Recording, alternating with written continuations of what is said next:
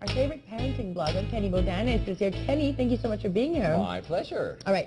Today we're talking about unplugging. First of all, explain this concept to me. Does that mean just throw away technology? It doesn't mean throw it away, but it does mean allow your family to have some time away from it all. And guess what? With each other. With each other. Especially now in schools, they're having more and more programs that are computer-oriented or even iPad-oriented. And people are allowing themselves to have more time away from work, but one of the consequences is your boss says, well, as long as you keep your phone with you and check in, you'll be fine. So what's the consequence to that? Is supper time with iPhones and iPads and laptops. You know, our boss always says keep your phone right next to you. So he should listen to you, Kenny Bodanis. Okay, first tip, set new rules for the family. Exactly. So take a period of time. Supper time is great. Supper time is prime family time, and say between the hours of say 5 and 7, whatever works for your family, nothing.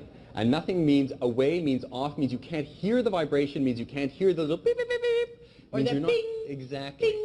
Because even that interrupts from a conversation. Your son's trying to tell you about his day. Because then you're thinking, what is someone trying to say to me? What is someone trying to communicate? That's right. And how many times do people go, sorry, I wasn't paying attention. Exactly. So set new rules for yourself now. Exactly. Now here's what you have to tell yourself. Same rules. Don't take your phone with you when you go for visits with the family to grandma and grandpa and the aunt's house. People will hear this and say, I can't. How do you train yourself to leave it behind? You have to lead by example. You have to realize your children are looking to you to understand what is important and what the priorities are. And visits with family, and especially supper times, are prime sharing times with families. It's when kids will often open up, when they'll connect with you, and you're the one setting the example. And you want to do it before they catch you 4 years from now going, well, it doesn't matter, Daddy, you're always on your phone anyway. Oh, like that hurts. Oh, that's it. You can actually hear the heart imploding. Absolutely. They melt. They'll melt you, and they'll get you. And they're watching all the time. They pick up on that stuff. And you say also to set lower expectations maybe for the people around you as well. Exactly. And this is the tricky part, especially if you're someone who is tethered to their job and does feel they have to keep in touch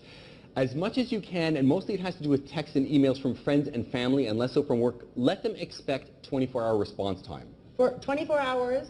Exactly. If they send you an email, you know, do you want to get together for dinner next Friday? You can wait till tomorrow to answer that. And they go, didn't you get the email? And it doesn't take long. People are, you know, short attention span. So after a day or two, or an email or two, they'll get the message that, okay, it's not unusual. Kenny took a day to get back to me. I really think that people are going to hear this and they're going to say, you know, because I've often texted back to someone, maybe it takes me like an hour or two.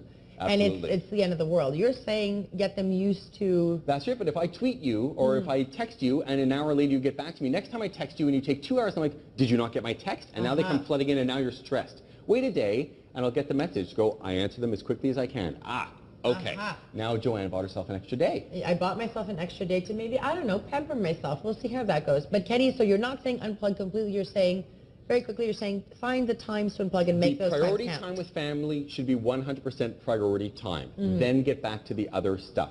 Dinner time, visits with family, excursions out together. Take that hour or two and pull the plug. Hey, Kenny, thank you so much. I'll text you to let you know how it went. I'll get back to you tomorrow. Kenny Bodanis, thank you so much, guys. Stay tuned. Lots more to come. You're watching Breakfast Television, only on City.